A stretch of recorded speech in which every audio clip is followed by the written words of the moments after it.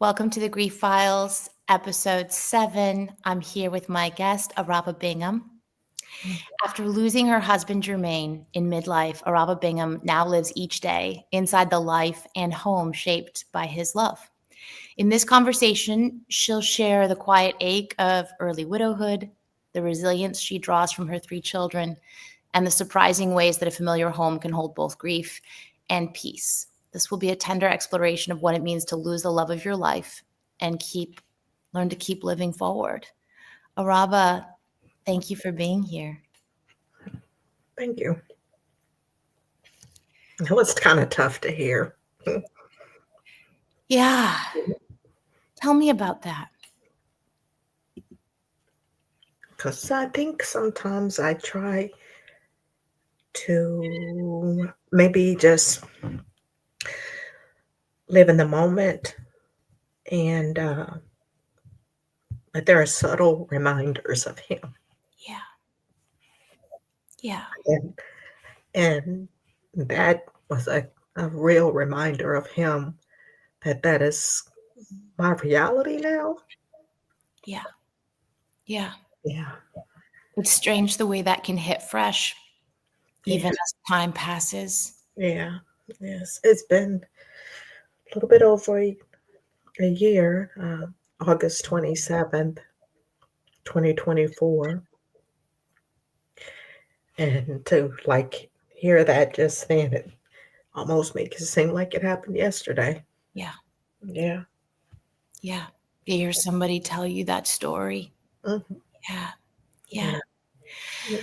Araba, I'm going to invite you to tell us the whole story in your words, in your way. But before we go there, Mhm. one of the main focuses on this show is to create an opportunity for us to talk about grief in the way that it's actually experienced, because we're living in times of really low grief literacy. There's so much that we don't understand about what it's like. And that means there's often also not the opportunity to explore in conversation, in dialogue with others, and have it reflected back socially what the experience of grief can actually be like. Mm. So, what I'd like to invite you to do is to just, in your own time, take the time you need, get comfortable in your body. Feel free to close your eyes and just kind of settle yourself. But tell us about a moment in grief, just a moment, like a snapshot. And you can pick whatever comes to your mind or to your heart to share. But um, I want you to tell it to us in full granular detail, just this moment of time of where you are and what you're noticing and what it feels like to be you in your grief. And you can pick from any moment in your story that feels relevant so that we can just ground in the actual lived experience. Oh, there have been many different accounts of grief, of moments of grief that I could um, tell you, but it's kind of one that sticks out. Um, I'm in my day and I'm working, and I see a physician that I hadn't seen in a while. She texted me, let me, and called me to express her condolences, but I Mhm, hadn't seen her in a while. mhm, And I'm at work, and I look down the hall, and I have in a dialysis suite, so I she's going to come to the dialysis suite. mhm. And in that day, as much as I um, care about her, I had to avoid her Mm. Yeah. because I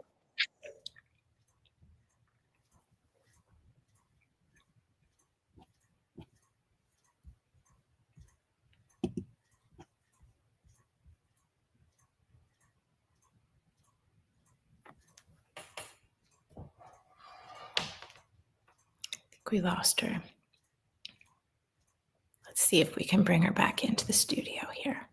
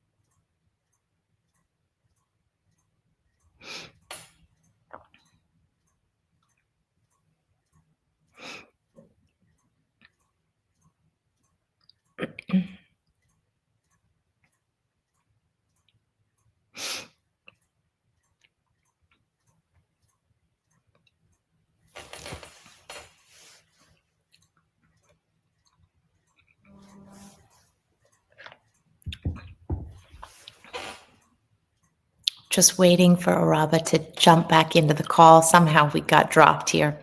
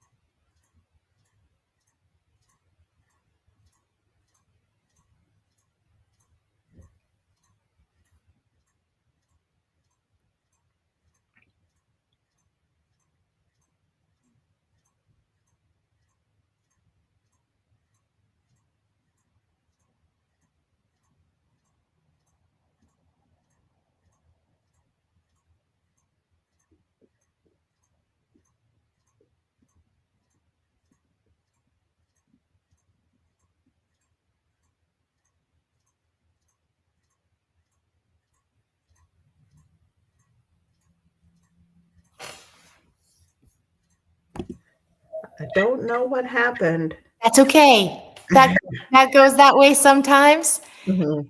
It's okay. We're still live. We'll just pick up. So you were saying you spied this coworker who you hadn't seen a long time, and on that day, you needed to avoid. Why was that?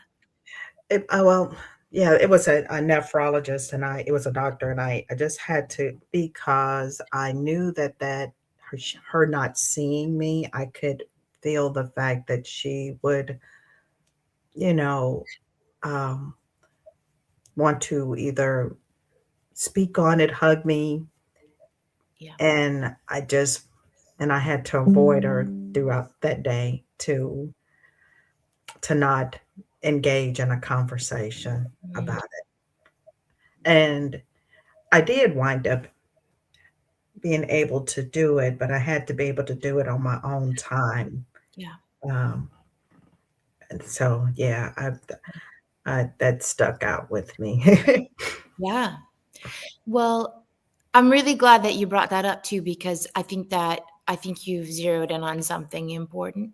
Mhm, Um, that's really common in the grief experience, and one of the more shocking things for me in my experience of grief was how alienating it would feel, because it was mhm, tough to run into people and none of us knew how to make our way forward. You're not yourself, and mhm. yet you're trying to maneuver forward in life, and people don't know what to say and They what to don't know what to say.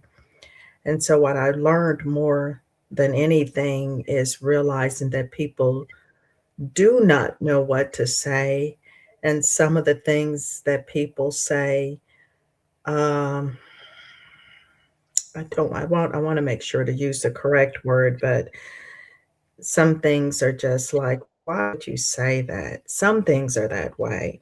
yeah. Um, I'll give you one statement, and I know I've given grace to people for this. Sure. I really have given grace to people for this because I recognize that that's all they know what to say, Yeah. is when "If you need anything." Well, I don't know what I need. Yeah. I don't know what I need. I don't know what I'm even thinking. I don't even know how to feel right now. Yeah.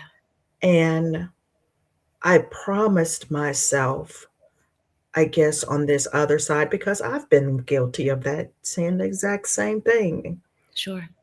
of saying, "If you need anything." Yeah.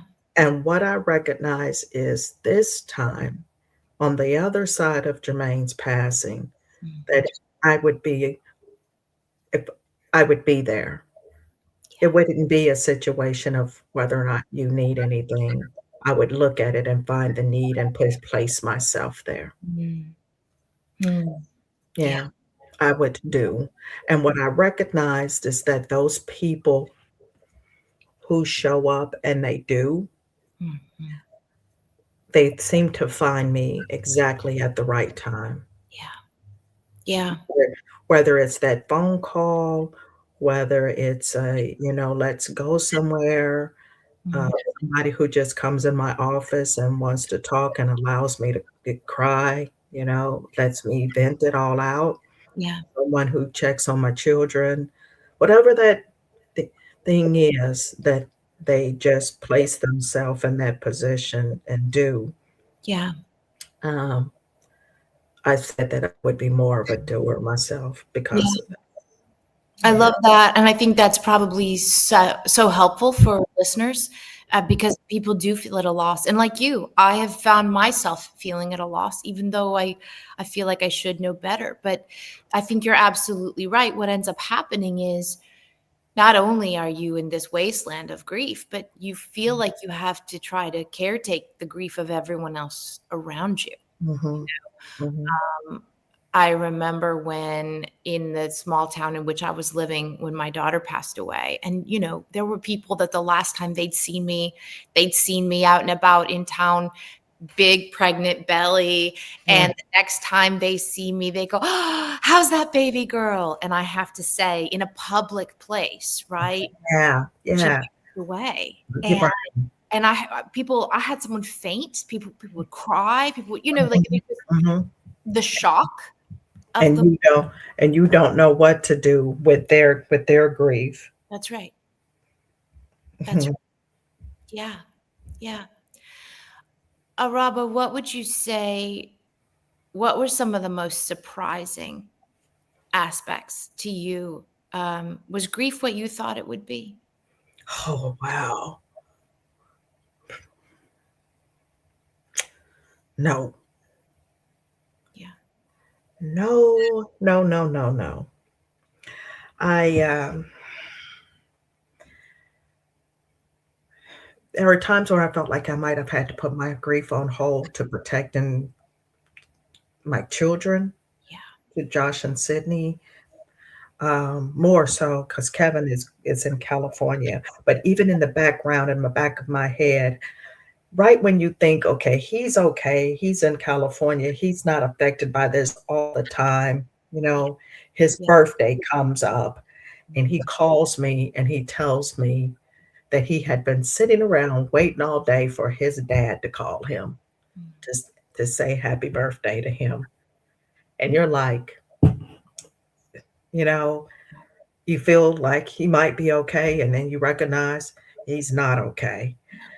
And having to still be a caregiver to kids and have that responsibility of children, his children on me, and making sure that all of his dreams and aspirations for them are fulfilled. But it seems like that now that's on me, and I Right. so you I s so I want you say, is that part of grief, or Mm. is that just a huge responsibility that's been placed on me Sure. that I hadn't anticipated? Um, because for me, my dream had always been to be married and to and to grow old with my husband and to, us watch and see our grandchildren and Yeah. watch my daughter get married and, all of these things, my children get married and have grandchildren but I wanted to do that with him, Yeah. and now I have to do that by myself, you know? Yeah. Yeah. Do you ever feel angry? Oh, I don't know if I feel angry. I've have felt angry. Mhm. I, right now I felt just a real big sense of loneliness Yeah. more than anything. Yeah. Um the house I live in is our dream home. We built it through COVID. Um, And during you that built it. This is we a built this it is a right, custom construction home that you dreamed and built together. built right, that we built together, that And the so many things that go behind that, but every part of the house is what, different things that we had dreamed together, and my I have a pot filler. And part of it was because I told him that I wanted one, and they talked about during that time how much prices were for different things and that I might not be able to get it. And he went back later on and and paid for me to, and it was a surprise when I came in and saw that it was there, a pot filler was there in my kitchen for me. And so those type of see, that's what in the house, those things in the house are just like very uh, makes me sometimes feel very lonely, Yeah. because this was supposed to be for us. Yeah, Yeah. yeah, yeah. So Araba, was this loss anticipated? Did you know that you were going to lose Jermaine? no, no, no. That day, actually, my husband Jermaine's a truck driver, Mhm. CDL truck driver, and I think he was supposed to either be coming home that night or very early the next morning. I think it was later that night he was supposed to make it home. Uh, no, it would have been the next morning because he was getting off the morning of. And that morning of the 27th, I was on my way to the gym. I go to the gym early in the morning, and he called me just to check and make sure and see if I was up. Our conversation was very brief. It Mhm. was really, really brief. Mhm. Um, but I knew that he was going, and he asked me, I'm sorry, let me go back. And he asked me what was I working on that day. And at that moment I had told him, I'm not sure what I'm working on that day. I'm just barely making it into the gym. Yeah. And we got off the phone, and then I got in the building and I texted him, Yeah. and I said, I'm gonna work on legs. This is a leg day. Yeah. That was like 6 in the morning. Yeah. And who would have known that about 6:55, 7 o'clock, my husband would be dead. Wow. That's when the accident happened. And I went the whole day not knowing. Mm. And because he drove like many times overnight, my surprise for him was I had figured out a very good way to have darkening curtains and everything in the room. So I had that's what I did the whole day. I went and got all of that, the everything to darken the room. I went and bought purchase. I knew he was going to be back, and um, he was on a really strict diet, uh, just no processed foods, uh, just I was meat and grain, meat and vegetables and stuff like that. And so I Yeah. went to the store and purchased all of his stuff to make sure he had it. Getting ready to take Sydney, our oldest daughter, to school, and that's when my son calls me and tells me that the Bixby police were at our home. And I was like, what's going on? Mm. And he said, Mom, I don't know. They said they want to speak to you. And I'm like, okay. But what is it about that they won't tell you what's it about? And they said no. So I said, let me speak to them. And I asked the correct questions. Mm. And so I kind of knew. Mm. And so I asked, is there any reason why you just can't tell me uh, what's going on? Well, ma'am, I really need you to come, we need to talk to you. I said, you can't give me an idea of what this is. And they told me, no, it's just would be best that if they would wait, and it would just be best if if they could just, I Mm. could come home and they could tell me. In that moment, um, I got off the phone with them. I got off the phone with them, and in that moment, I immediately called Jermaine, Mm. and he didn't answer the phone. And so Sydney's in the car with me, and I call my brother who lives in the neighborhood across from me, and I very, very, very close to us, and call him and tell him that Bixby police are at my house, and I didn't want to tell him my suspicions either. So you sensed this had to do with Jermaine. I knew it, yeah, yeah. When I called him and I didn't answer, and he didn't answer, and so I called my brother and told him that Bixby police were at our home and that Joshua was there by himself, but I'm on my way back. I'm not going to take Sydney to school. I'm going to just come on back. And when I pulled up and they got out the car and started walking towards me, Mm. I already knew. I already knew because if he was in an accident and he was in the hospital, they would have told me that he was, he was in the hospital. That's and so I already knew. Yeah. And yeah, it was just a matter of finding out where and where he was, and he was killed in the trucking accident in Joplin, Missouri, which was about an hour and a half away from me, from our home. Yeah. Mm.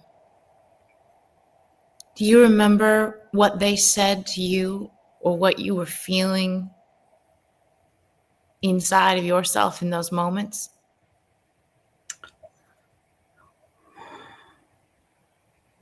All I could remember saying to myself is that I don't know what to do. Yeah. I don't know what to do. And I and but that's and then all of a sudden you recognize at this same moment all of the people that he touched. Yeah. And then you start, I'm there, it's in my front yard. And how in the world did my neighbors know? But my neighbors, I have a few neighbors who knew and showed up immediately Mm. and just embraced my family. So, and Your daughter's in the car right beside you, taking this news in at the same time. mhm, yeah, we got out the car. We got out the car and walked, and so we take it in. All of us. I had my brother there. I had Joshua was there, me and Sydney, and they took walked to me to tell me, Mhm. and yeah, so we all there at the same time. How did your children respond to hearing that news? I can imagine it must have been such a shock. It was a shock. My brother was there, and he just held us all off. Somehow he was able to hold us all in his arms, Mhm. and then he called my mom and my dad, and yeah, Mm. Wow. yeah, yeah. It was a very traumatic day, Yeah. as you can imagine. But I often think about on the flip side of that, though, is that you then, like I said, you don't really pay attention to all the people that he's touched. I heard the story from my neighbor across the street that he owes his children's lives to my husband Jermaine because he was they when they moved in, their children were hanging out the second floor, and like a dad, like not like a neighbor or anything, but like a dad, you all get out of that window and shut the window, and Mm. then he goes and tells the father that that's what they're doing, and that they were, and just all of that's why I hear those stories, or I hear how kind he was to people, or how he helped individuals do certain things. And I mean, I knew a lot of plenty of it, but not to the extent of that's when it all floods in and you recognize, man, this is an individual who is truly going to be missed Yeah. by many people Yeah. because of who he was and how he was. Was Yeah. it healing for you to have ceremony for him? And Oh, yes, it was very healing for me to have ceremony for him. Very, and um, the funeral home, Bixby Funeral Home, was actually referred to me mm, and told me that they told me it was from a neighbor actually, who mhm, told me that they would be good to me, and mm, they were. yeah, It's very very good. yeah, It was very healing because my Jermaine always bragged about how well I uh, set up our our wedding, mm, and yeah, he always was so happy about that. He bragged about it all the time of yeah, the decorations and how nice it was and everything. And so for me, I said to myself that I really truly needed to make sure that he left this world in that same fashion. yeah, It was very was upsetting a little bit because it was closed casket. mm. Because of the accident. Mhm, mhm. It was upsetting because it was closed casket, but, then again, um, I don't know what I would have wanted to if I would have wanted to really see him like that. It's just the same. But I'll tell a story from the funeral home. They, um, when they secured Jermaine's body and they let me know everything that he was there, and I asked about whether it would be a closed casket because because the coroner had told me that it was going to be a closed casket, Okay. and he they told me that they would do everything that they possibly could do if they could possibly have it as an open casket. Yeah. But later on told me that that they couldn't, and that I and if he said, but I want you to know that sometimes the ceremony itself and the traditions themselves are healing. And he says, I would like for you to bring his clothing, Mm, and I did. I brought his suit and shoes. I brought all of it. yeah, And the day that I was supposed to just review everything to make sure everything was okay, yeah, I could not sit there and not know if it was him. I don't know. I just couldn't. yeah, And I went back and I asked them, I said to them, I can't. I have to see a foot. I got to see something. They had already wrapped him up very well. But something about it took it all away when they said, we will open it up. We will open it up, but he's wrapped. And I said, okay. And I saw the placement of his clothing, and his clothing were, I'm sorry, my his clothing was folded ever so neatly mm, in his in the casket, and mm, then I didn't have that need anymore to I mm. knew it was him, and I didn't have that need to know it anymore, you Yeah, know? Yeah, yeah. yeah, yeah. Did you ever think about leaving the house just because so many memories were there? I mean, it's not been long, but how are you doing navigating? Because you had to go back to life. You had to continue to parent. You had to continue to go to your job and Mhm. sleep in the bed that you've shared with the love of your life, and live amongst the spaces where the voids were. What has that been like for you? It's been comforting at the same it's been comforting, Yeah, and then it's a little sad sometimes, but I knew he wanted it for me. So how do I yeah, get rid of a gift that was for me, you know? yeah, Um, and so I find myself many days feeling his love, yeah, you know, yeah, and then there are days that you look at certain things and it's like, "Oh my goodness, that's rather heavy." But they're just like moments, yeah, and then I go to the next moment, and then I have like even a moment like right now that helps me talk about it and get some of it out, yeah, and it allows me to heal a little bit. yeah, yeah. Mhm. Yeah. Do So you it's feel just your like grief in your moments. body? Do you feel it carried in your body? Hmm. You feel your grief in your body? Mhm. Yeah, Yeah. yeah. It's strange how it lives there. It's like, it's almost palpable, right? Like, Mhm. Oh, yeah, it's like it's you can touch it, you can feel it, it's heavy, yeah, it's heavy. yeah. Yeah. What helps you?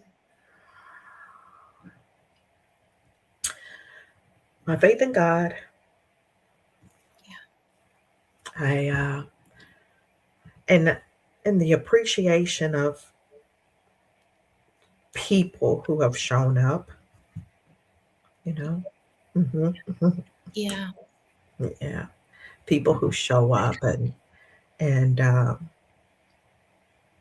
then also I look at, uh, my kids, excuse me, and I see him living on through them. yeah, Yeah. yeah, And so those are the things that help me get through it. yeah. Do you Mhm. speak to him? Oh, yeah, Yeah, I do. I do yeah. often. You feel his presence? Yes, often. Yeah, Hmm. And I appreciate it. yeah. I take a moment to sit in it when I feel it. Yeah, yeah. Mhm. How about with your kids? What's that been like to navigate that? How are they doing? Well, different. Uh, the kids are doing. They're doing good. They both deal with his death differently, Yeah. and somehow with Sydney, she tends to deal with it. I don't in a way that it's still not all the way real with her, Mm, and because my husband was a truck driver and came in back, I think she just came to the realization that he's not coming back, and she voiced that mm. he's not. Just recently. Hmm. Like a part of her was just waiting for him to come back. Yeah. Yeah, yeah. And then here this Christmas, um, we always do our Christmas tours of our homes, and everything is a tradition. Yeah. Um, and Joshua kind of had to stand in the place of his dad with helping serve food. And all of a sudden, I look over and he is just bawling. Mm, And I don't know, not publicly had he cried publicly yeah. about his dad, but this past Saturday had become very overwhelming to Mm, him, and and it was a lot. It was heavy because in that moment, if you can't do anything, I was gonna say that's the most powerless feeling is to have your children in that much pain, and what can you do? no. I mean, and it's so much pain that he was. I mean, it was like he almost couldn't breathe. Mm, Yeah. mm. I remember you telling me a little bit that there's been like a little bit of maybe like lashing out with him recently, and I was wondering about that if it's just Mhm. the containment of Mhm. his pain. Because Mhm. how old is he right now? 19. Yeah, He tends to he wants to, but he doesn't lash. I mean, like he yeah, sits on that edge and of you can see that he might be angry, but he's been raised in a way that I have to be respectful to my mom and I have to do the things yeah. and yeah, and I think that was he had kept that decorum for so long that now all he could do is cry like he did, you know. How did that take us into that moment? So you're at a We're public at my house, house, we're at our house, but it's and like an open house kind of thing? mhm, Okay. and I'm I think the people that were there were supposed to be there. The rest, because it was almost over, and many people were gone. Yeah. And I look over and I see him, crying. How did And other people in the space respond to that? What was the reaction in the room? well, I saw a reaction from my brother, and I feel like my brother was hurt because my husband was a friend of his, but I believe that my brother took on a little bit of guiltiness and feeling like he hadn't been doing enough. But he's busy, and I understand that, you Mhm. know. And but since that day, he's called and Yeah. more. Yeah. Yeah. Um, and my other brother, the one that was there when I was informed of Jermaine's passing, he was here too. And he just sat there and hugged him and held him tight Yeah. until he could get all the until Get it out. he couldn't get it out. Yeah, yeah. Yeah. Hmm. I mean, it seems really good that he was able to bring that out. They Yeah. the research shows that, the ability to cry publicly is actually one of the most critical pieces in the recovery. Isn't that interesting? Wow. Yeah, Yeah. yeah, Mm. it's not enough to cry privately and gather publicly, according Mhm. to what the research says. Yeah, Mm. Wow. Wow. I'm hoping he's healing. He's doing well. He's doing good. I mean, I couldn't ask for any better children, honestly. yeah, And they were raised well by their dad and myself. yeah, And those are the times when I keep saying I'm blessed, and people are kind of looking at me like. Actually, I had my neighbor across the street. He cracks me up, and he was like, "That's a way to look at it." I said, "But I am blessed. yeah, I really am blessed, yeah, despite my huge loss, my enormous loss.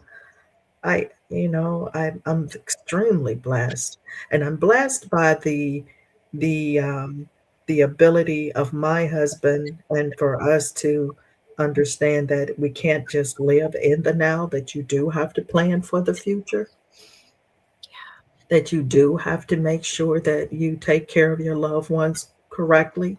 yeah, Um, and so, in much of our preparation, I recognize that even in all of our preparation, that there could have been even more preparation sure. for his passing.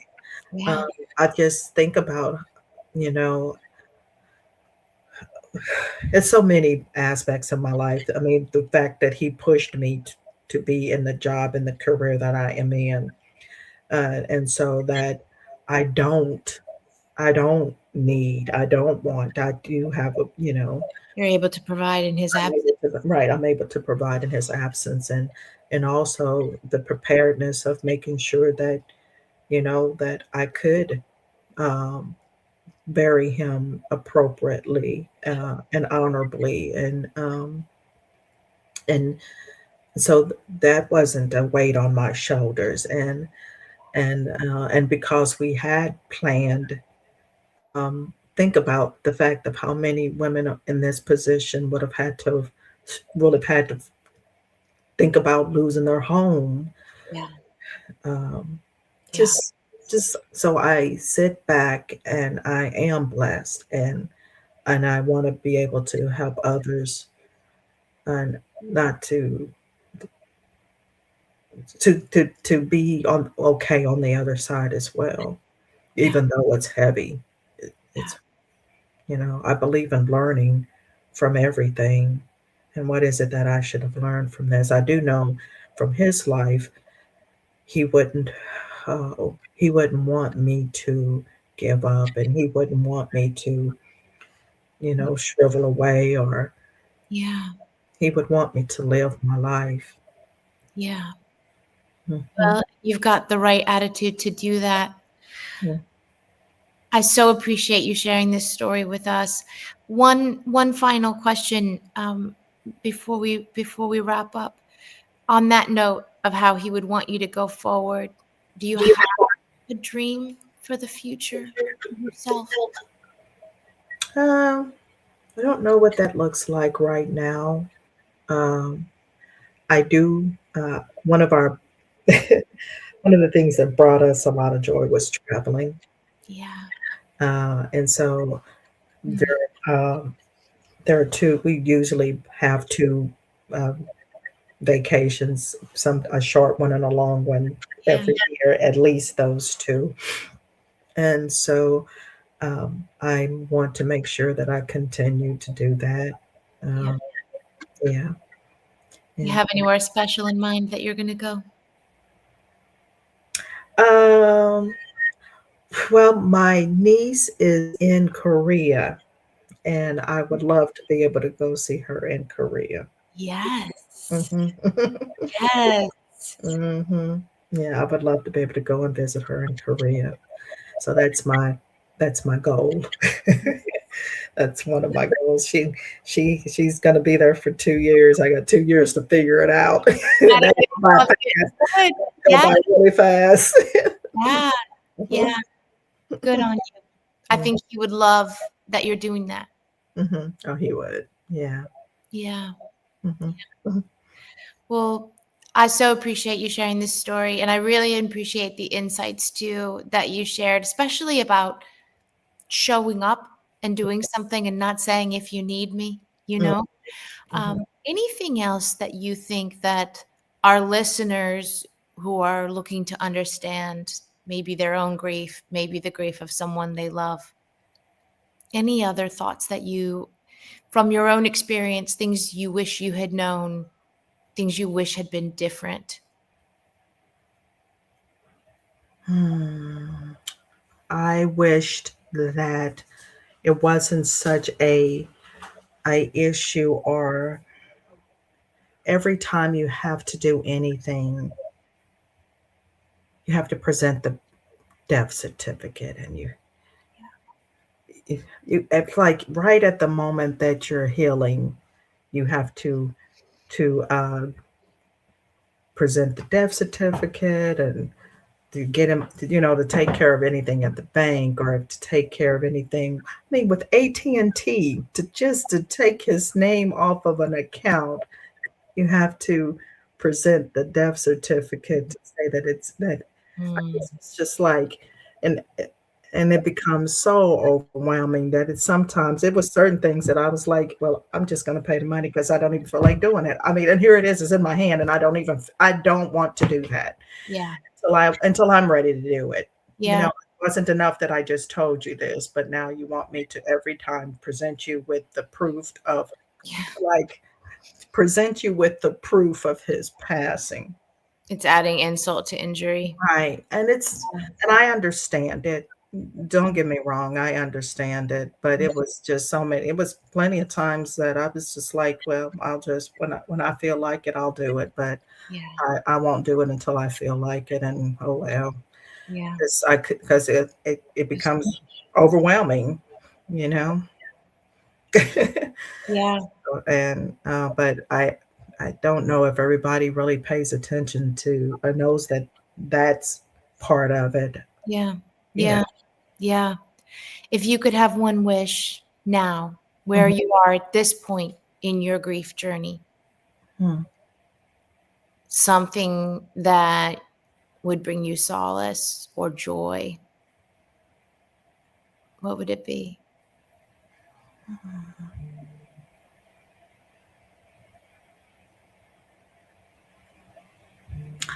I would like to be able to gather, which I'm in the process of doing, gather all his pictures and videos Yeah.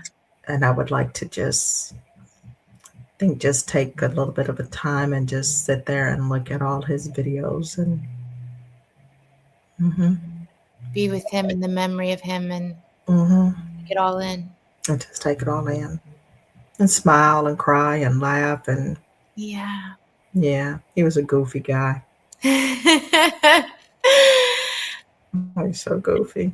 Oh, I hope you get a chance, maybe through this holiday, if you get, I don't know if you have a few extra days off work. I hope you get a chance to kind of delve into that a little bit. Yeah, and it's been this long, and I don't even know if I've really taken that kind of time, Yeah. uh, but maybe I'm at that point where I can Yeah. Yeah. mhm, just spend Yeah. that time with him. And your body's speaking, your blood pressure's speaking, and maybe it needs a release. Yeah. Yeah, yeah, Yeah. yeah. Well, Araba, thank you so much. It's Thank, been such a pleasure to hear your story, thank you, sharing it. thank you.